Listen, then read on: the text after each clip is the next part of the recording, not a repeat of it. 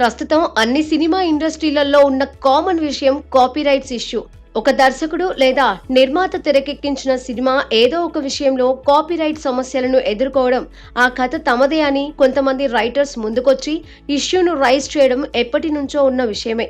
అయితే ఇప్పుడంటే కథలు దొరక్క ఇలాంటి ఇష్యూస్ జరుగుతున్నాయి.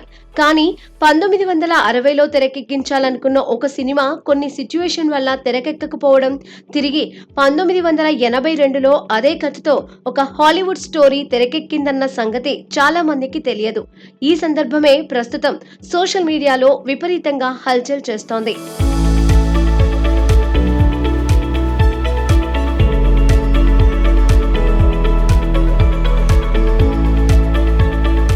20వ శతాబ్దపు ఉత్తమ రచయితగా, దర్శకుడిగా పేరు తెచ్చుకున్న గొప్ప వ్యక్తి సత్యజిత్ రే.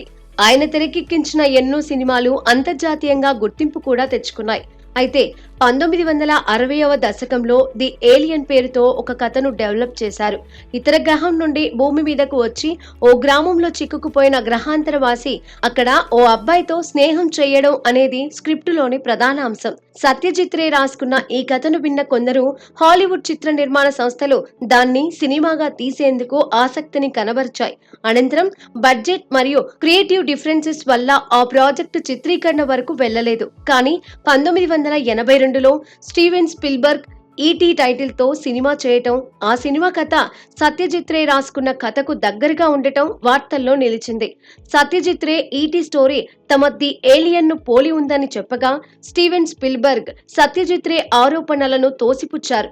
అయితే ఈ విషయంపై సత్యజిత్ రే ఎలాంటి చట్టపరమైన చర్యలు తీసుకోనప్పటికీ చలనచిత్ర చరిత్రలో ఈ కాపీ కథ వ్యవహారం ఓ చర్చనీయాంశంగానే మిగిలిపోయింది. ఇక అదే ఈటీ సినిమాలోనే కోర్ పాయింట్ ను స్ఫూర్తిగా తీసుకొని రాకేష్ రోషన్ తనయుడు హృతిక్ తో 2003లో కోయ్ మిల్ గయా సినిమాను తీశారు.